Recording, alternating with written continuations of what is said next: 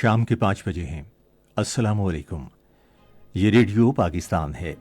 رضوان ہاشمی سے خبریں سنیے۔ اہم خبروں کا خلاصہ۔ وزیر اعظم نے ملک میں بڑے پیمانے پر معاشی استحکام لانے کا عزم ظاہر کیا ہے۔ پاکستان اور جاپان نے مختلف شعبوں میں دو طرفہ تعلقات کو فروغ دینے پر اتفاق کیا ہے۔ وزیر پیٹرولیم نے کہا ہے کہ تاپی گیس پائپ لائن منصوبے کی بروقت تکمیل حکومت کی اولین ترجیحات میں شامل ہے۔ سیکورٹی فورسز نے تربت میں نیول بیس پر دہشت گرد حملہ ناکام بناتے ہوئے 4 دہشت گردوں کو ہلاک کر دیا ہے۔ اور اب خبریں تفصیل کے ساتھ۔ وزیر اعظم محمد شہباز شریف نے ملک میں بڑے پیمانے پر اقتصادی استحکام لانے اور اسے بتدریج ترقی کی راہ پر گامزن کرنے کا عزم ظاہر کیا ہے۔ انہوں نے آج اسلام آباد میں ٹیکس ایکسیلنسی ایوارڈز تقریب سے خطاب کرتے ہوئے کہا کہ اجتماعی کوششوں کے ذریعے برآمدات پر مبنی معاشی ترقی کو یقینی بنانا ملک کو قرضوں سے نجات دلانے کا واحد راستہ ہے۔ انہوں نے کہا کہ حکومت صنعتوں، زراعت اور انفارمیشن ٹیکنالوجی جیسے پیداواری شعبوں کی ترقی کے لیے کوششیں کرے گی۔ وزیر اعظم نے کہا کہ حکومت استحکام کے حصول کے لیے IMF کے ساتھ نیا معاہدہ کرنے پر مجبور ہے۔ تاہم انہوں نے کہا کہ IMF پروگرام کے ساتھ حکومت ترقی کی رفتار بڑھانے، روزگار کے مواقع پیدا کرنے اور مہنگائی کے مسئلے پر قابو پانے پر توجہ دے گی۔ شہباز شریف نے کہا کہ وفاقی حکومت صوبائی حکومتوں کے تعاون سے نجی شعبے کے لیے سازگار ماحول پیدا کرے گی اور ان کے مسائل حل کرے گی۔ انہوں نے کہا کہ برآمد کنندگان کو 65 ارب روپے کی رقم واپس کی گئی ہے۔ انہوں نے عزم ظاہر کیا کہ مستقبل میں رقوم بروقت واپس کی جائیں گی۔ وزیر اعظم محمد شہباز شریف نے آج صدر آصف علی زرداری سے اسلام آباد میں ملاقات کی اور ملک کی مجموعی سیاسی اور معاشی صورتحال پر گفتگو کی۔ انہوں نے ملک کو مشکلات سے نکالنے کے لیے اپنے مشترکہ عزم کا اظہار کیا۔ انہوں نے رمضان المبارک کے دوران عوام کو سہولتیں فراہم کرنے سے متعلق اقدامات پر بھی تبادلہ خیال کیا۔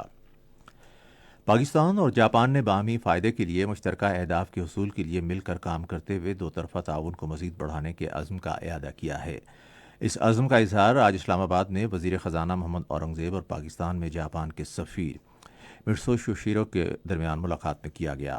اس موقع پر اظہار خیال کرتے ہوئے وزیر خزانہ نے کہا کہ حکومت معاشی استحکام اور پائیداری لانے کی غرض سے اصلاحات کے لیے پرعزم ہے اور ٹیکس کی مجموعی قومی پیداوار کی شرح میں اضافہ اب بھی ترجیحات میں شامل ہے۔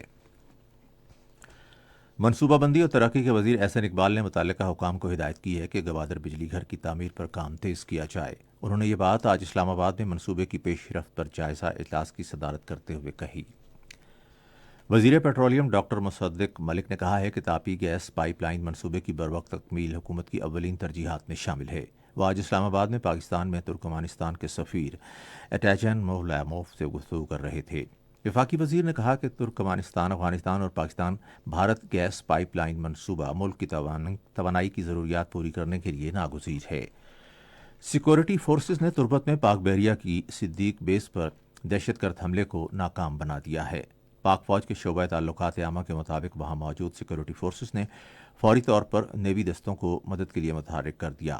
پاک فوج کے فوری اور مؤثر رد عمل سے مشترکہ کلیئرنس کارروائی کو یقینی بناتے ہوئے 4 دہشت گرد ہلاک کر دیے گئے۔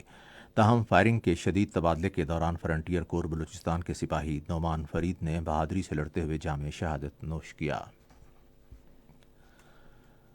سیکورٹی فورسز نے ڈیرہ اسماعیل خان میں خفیہ اطلاعات کی بنیاد پر کی گئی ایک کارروائی کے دوران 4 دہشت گردوں کو ہلاک کر دیا۔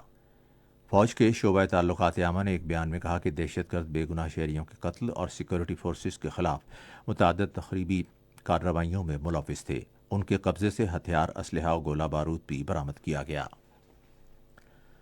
اسی کے ساتھ ہی خبریں ختم ہوئیں۔ مزید خبروں اور تجزیوں کے لیے آئیے ہماری ویب سائٹ پر radio.gov.pk اور فیس بک کے link radio Pakistan news official پر براہ راست ویڈیو سٹریمنگ بھی ملاحظہ کیجیے۔